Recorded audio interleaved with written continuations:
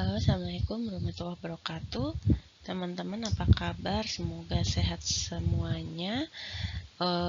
Bu Nova sampaikan di sini ada anatomi fisiologi sistem urologi ya atau perkemihan.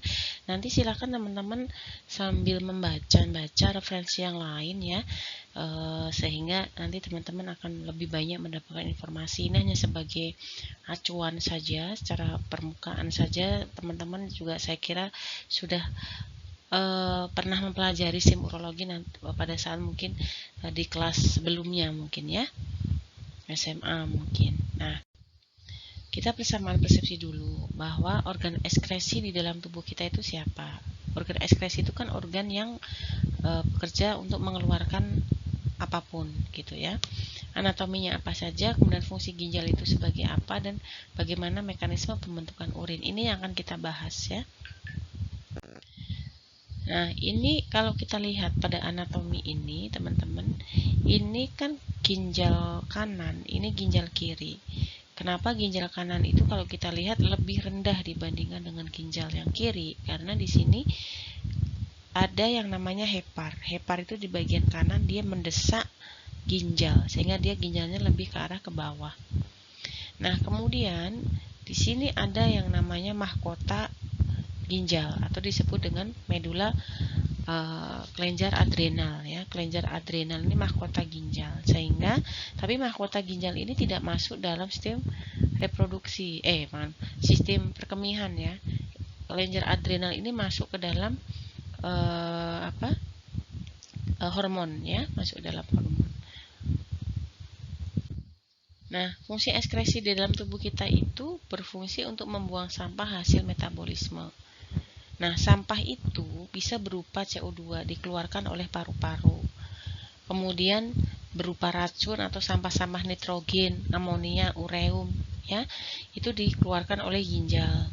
Kemudian ginjal juga akan mengeluarkan obat-obatan. Jadi semakin sering kita mengkonsumsi obat-obatan yang nggak jelas ya, itu kenapa akan beresiko terjadi gagal ginjal ya, karena ya itu ya, ginjal terlalu berlebihan dalam mengeluarkan zat sisa metabolisme. Kemudian apa yang dikeluarkan lagi di kulit kan mengeluarkan keringat. Kemudian empedu itu dikeluarkan oleh hati ya. Nah, fungsi dari ginjal yang pertama adalah membuang sisa metabolisme, jelas ya. Yang kedua adalah, ini teman-teman harus paham ya, mengatur keseimbangan air dalam tubuh. Jadi kandungan air di dalam tubuh kita kekurangan air, kita kelebihan air, yang mengatur itu adalah ginjal. Kemudian kandungan elektrolit kita ya, natrium, kalium dan lain sebagainya gitu ya. Kemudian mengatur asam basa, mengatur tekanan darah kita, memproduksi sel darah merah ya, dan mengaktifkan vitamin D. Jadi kalau misalnya kita berjemur di pagi hari, kan itu kandungan vitamin D dari sinar matahari. Kandungan vitamin D entah dari makanan atau sinar matahari yang kita dapatkan itu belum aktif. Nah, nanti siapa yang mengaktifkan di dalam tubuh supaya bisa dipakai itu adalah ginjal. Produksi sel darah merah.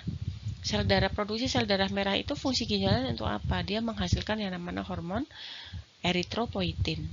Nah, hormon eritropoietin inilah yang nanti akan membantu proses pembentukan sel darah merah di dalam sumsum tulang. Karena kan sel darah merah itu dibentuk di sumsum tulang. Tapi sumsum tulang itu akan memproduksi sel darah merah, tapi kalau tidak ada hormonnya eritropoietin yang dihasilkan di ginjal, eritropoietin yang dihasilkan di ginjal itu tidak akan terjadi ya. Kemudian mengatur tekanan darah ya. Tekanan darah seseorang stabil dan tidaknya itu salah satunya dipengaruhi oleh fungsi ginjal. Nah, ini 4 utama organ sistem urinaria ya. Jadi ada ginjal ya. Kanan dan kiri lebih tinggi mana? Lebih tinggi kiri. Lebih ke bawah kanan karena ada hati. Kemudian ureter, jangan kembali antara ureter dengan uretra. Ureter ini yang menyambungkan dari ginjal ke kandung kemih. Dia di dalam. Tapi kalau uretra ini dari kandung kemih keluar, ya, jangan kebalik. Nah, kalau ditanyakan organ sistem urinaria dari dalam keluar, ya berarti ginjal, ureter, kandung kemih, uretra. Ya, kalau dari luar ke dalam berarti uretra, kandung kemih, ureter, ginjal. Ya, itu 4 organ sistem urinaria pokok. Nah, letaknya di mana sih? Letaknya di bagian dorsal. Dorsal itu adalah bagian punggung ya, atau bagian belakang ya. Ginjal kanan lebih rendah daripada ginjal kiri. Tadi sudah Bu Nova sampaikan alasannya karena ada terdesak oleh hati atau hepa di bagian kanan. Bagian atas ginjal terdapat kelenjar adrenal. Kelenjar adrenal ini mahkota ginjal, dia tidak masuk ke dalam sistem perkemihan tapi masuk dalam kelenjar sistem endokrin. Nah, ini adalah struktur ginjal kita, bentuknya seperti ini. Ini ada kapsul, ini yang melapisi ginjal kita namanya kapsul. Kemudian kortek, kortek ini adalah bagian luar dari ginjal. Kemudian medula, medula ini yang berisi yang seperti kipas, ya. Kemudian pelvis. Nah, di sini yang mengumpulkan atau tubulus pengumpul urin. Nah, pelvis sebelum dimasukkan ke ureter, ini dikumpulkan dulu di urin. Nah, kemudian ini anatominya ya, secara ini teman-teman paham, ada arteri renal, yang biru adalah vena renalis. Jadi ginjal itu pun dia juga mendapatkan darah karena masing-masing organ kita pasti punya arteri ya. Anatomi internal dari ginjal adalah dari kortek, kemudian dari medula, ya ini piramidnya, ya kemudian ada kolumna renalis, ya ada kolumna renalis ya, ini kolum renalis, kemudian ada calyx minor yang kecil, ya ini, dan calyx mayor yang besar. Ini calyx itu dia penghubung dari pelvis ke ini ya, ke medula gitu ya. Pelvis ini tadi adalah tubulus pengumpul ya.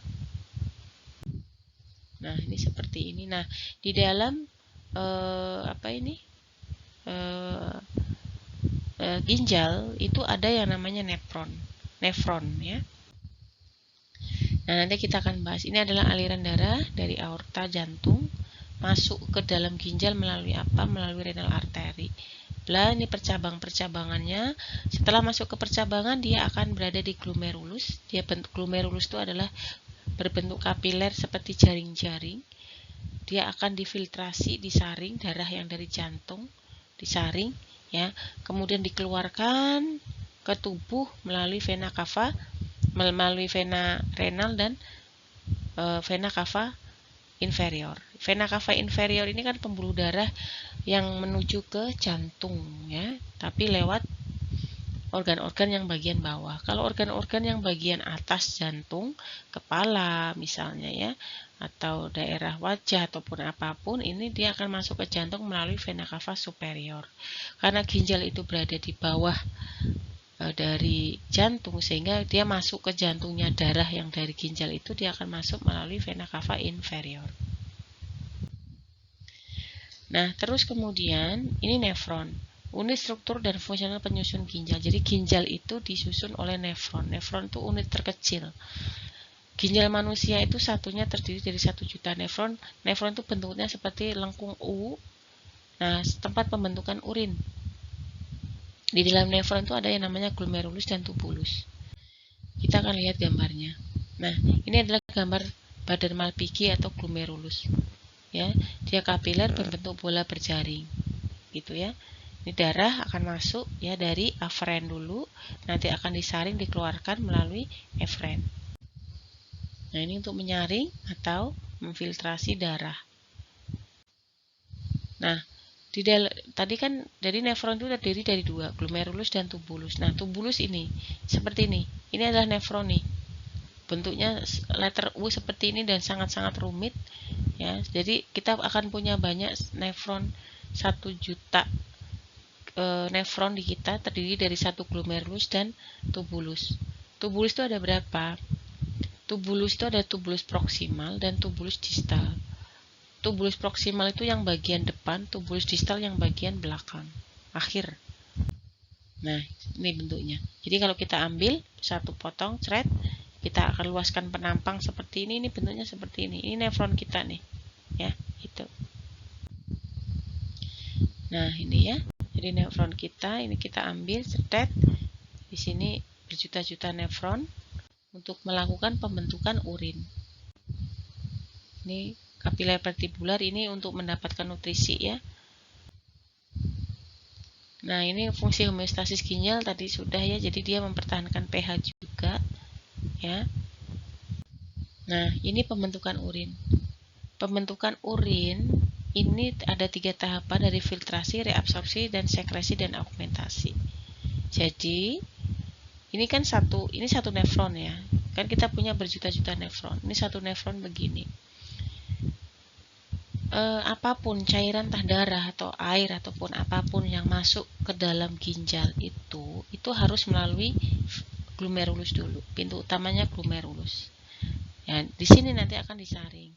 Glomerulus ini adalah penyaringan yang tidak selektif. Jadi apapun ini akan bisa masuk. Ya. Nah, kemudian setelah dilakukan penyaringan ini akan dihubungkan, akan disalurkan ke tubulus proksimal. Tubulus proksimal kan bagian depan, ya. Nah, kemudian akan turun. Di sini ada lengkung Henle. Lengkung Henle itu bentuknya seperti letter U seperti ini. Kemudian kita naik ya. Pada saat naik ini butuh transport aktif, butuh energi. Ini ya. Itu butuh energi, kemudian akan disalurkan ke tubulus distal, baru ke tubulus pengumpul, dikumpulkan dulu baru nanti dikeluarkan ke ureter, kandung kemih dan uretra. Jadi pembentukannya seperti itu ya, teman-teman, secara garis besar. Nah, proses produksi urin ini di sini nih. Jadi glomerulus ada darah, ada protein atau cairan apapun. Di sini ke tubulus proksimal. Ini di sini di tubulus proksimal ini akan diabsorpsi, akan disekresi, masuk ke lengkung Henle, ya, masuk ke lengkung Henle, kemudian masuk ke dalam tubulus distal, ya, tubulus distal ini akan direabsorpsi kembali, selektif ya di sini, kemudian akan masukkan ke tubulus pengumpul atau pelvis, ya, terbentuklah suatu urin di sini. Nah, ini tadi ya, filtrasi terjadi di glomerulus, terjadi penyaringan darah yang kurang selektif, kemudian akan dibawa ke tubulus proksimal. Nah, di dalam tubulus proksimal ini sel darah dan beberapa protein tetap berada di dalam darah, ya.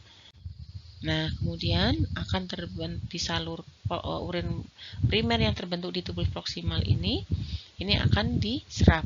Serap di sepanjang tubulus dan lengkung Henle itu sampai dengan tubulus distal itu akan terus dilakukan reabsorpsi, serap terus sampai dengan akhirnya nanti di tubulus distal ini sudah benar-benar selektif ya, glukosa sudah nggak ada, makanya harusnya glukosa dalam urin kita itu nggak ada.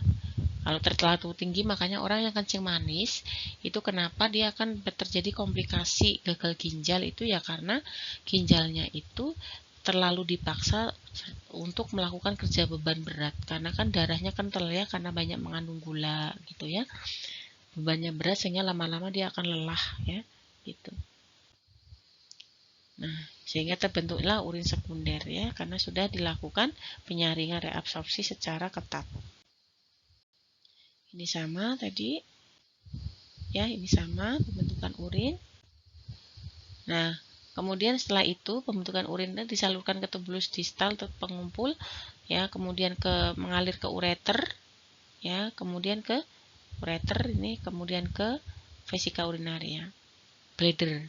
Vesika urinaria itu dia seperti ini ya bentuknya, otot-otot seperti ini, trigeminal ya bentuknya, seperti kayak ampela itu ya. Kalau Anda lihat ampela berarti ya bentuk dari apa tuh kayak daging-dagingnya atau itunya tuh dinding-dindingnya tuh seperti ampela itu, berkeret-keret gitu ya. Nah, ini adalah proses kandung kemih di sini untuk mengumpulkan ya, tentunya untuk mengumpulkan ini kapasitas maksimal kan sampai 600 ya, 600 cc kita masih bisa menampung. Kemudian baru uretra, ini adalah tempat pengeluaran kencingnya atau air seni. Nah, kalau pada wanita dia hanya akan dilalui oleh urin saja, tapi pada pria uretra ini tergantung dari panjang pendeknya penis ya. Ini sebagai uretra pada laki-laki akan berfungsi juga sebagai sistem reproduksi, menyalurkan sperma keluar, dan bagi uretra untuk mengeluarkan air kemih. Makanya nggak bisa ya, laki-laki mengeluarkan 2 zat di dalam satu jalan itu nggak bisa, karena ada yang mengatur ya, ada yang mengatur pusat miksi, kemudian pusat ejakulasi. Jadi kalau misalnya laki-laki misalnya akan melakukan ejakulasi gitu ya, atau orgasme gitu misalnya, itu enggak, yang keluar bukan air kencing ya, karena sudah diatur ya, sudah diatur bahwa satu jalan ini dia inginnya apa. Bisa buang air kecil ya sudah, berarti yang akan bekerja adalah proses miksi yang akan diatur oleh pusat dari proses miksi. Oh, dia sedang melakukan hubungan seksual gitu. Jadi nanti proses miksinya itu nanti akan dihambat, kemudian yang akan diaktifkan adalah pusat untuk melakukan hubungan seksualnya. Gitu ya. Jadi ini uretra pada perempuan panjangnya 2,5 sampai 4 cm ya. Kemudian pada pria itu bisa tergantung panjang pendeknya. Penis bisa 20 cm gitu ya. Nah, seperti ini. Ini bladernya ya. Ini uretranya ya. Panjang. Kalau perempuan kan pendek ya, makanya infeksi saluran kemih itu kan lebih sering terjadi pada perempuan ya, karena dia lebih pendek. Gitu. Nah, ini adalah substansi bahan yang ada di dalam urin. Ya, jelas dia dalam urin itu kita bisa mengeluarkan 1-2 liter urin tergantung dari konsumsi cairan kita. Semakin banyak ya semakin banyak akan kita keluarkan. Nah, harusnya di dalam urin itu tidak ada kandungan glukosa. Makanya pada pasien-pasien yang kencing manis itu di dalam urinnya akan mengandung banyak glukosa ya. Itu enggak normal ya. Nah, ini adalah proses miksi tadi. Refleks miksi. Refleks miksi itu begini. Jadi di dalam kandung kemih kita itu ada yang namanya reseptor. Nah, pada saat terisi cairan urin sebanyak 300-400, ini 300-400 cc itu sudah akan menstimulasi reseptor yang ada di vesika urinaria. Begitu reseptornya ini tersentuh oleh air seni atau air kemih, dia akan menuju ke pusat otak ya, atau pusat miksi. Nah, sehingga nanti akan sphincter-sphincternya itu akan terbuka sehingga kita bisa buang air kecil. Nah, bagaimana pengaturan cairan dalam tubuh? Ini yang terakhir ya. Pengaturan cairan yang ada di dalam tubuh kita, misalnya begini. Kita akan bacanya mulai dari mana? Dari stimulus. Ketika kadar air dalam tubuh itu berkurang, misalnya saat kita olahraga, saat kita kepanasan, itu kan kita kekurangan cairan. Nah, pada saat kita butuh cairan ini akan menstimulasi pusat osmoregulasi kita, yaitu hipotalamus. Nah, hipotalamus ini nanti akan mensekresi hormon antidiuretik hormon. Antidiuretik hormon ini nanti akan meningkatkan penyerapan air di mana? Di ginjal. Ya, makanya kalau kita kita itu kalau minum tuh harusnya tidak usah nunggu haus. Karena haus itu merupakan sinyal bahwa kita itu sudah kekurangan cairan. Ya. Jadi kalau kita haus itu ini ya. Jadi pada saat kita kekurangan cairan itu akan ada 2 mekanisme yang dilakukan oleh hipotalamus. 1, dia akan mengeluarkan hormon ADH sehingga akan menyerap cairan-cairan yang ada di ginjal ya, sehingga cairan nanti akan terpenuhi. Dan yang kedua dengan cara proses haus. Nah, dengan haus nanti cairan akan terpenuhi gitu ya. Jangan sampai kita belum haus. Itu kita harusnya sebelum haus itu kita sudah mengkonsumsi minum ya, supaya apa? Supaya hipotalamus ini tidak mengeluarkan ADH. Kalau ADH sudah dikeluarkan ya ginjal kita nanti yang kena. Makanya kalau orang kurang minum itu kan bisa lama-lama bisa terjadi gagal ginjal ya, karena selalu dipaksa ginjalnya ini untuk terus menyerap air ya gitu. Kerjanya berlebihan, kasihan ginjalnya. Nah, ini adalah beberapa gambar terjadinya batu ginjal. Ini batu di dalam pelvis tadi ya. Ini karena kurang minum ini. Di kurang minum yang akan terbentuk kristal-kristal atau batu-batu Ini sakitnya luar biasa ini ya. Anda bayangkan ini besar sekali. Dia kurang minum. Nah, ini adalah kelainan DM. Kemudian diabetes insipidus, ini buang air besar hebat sampai 20 sampai 30 kali. Terjadi karena kekurangan hormon ADH.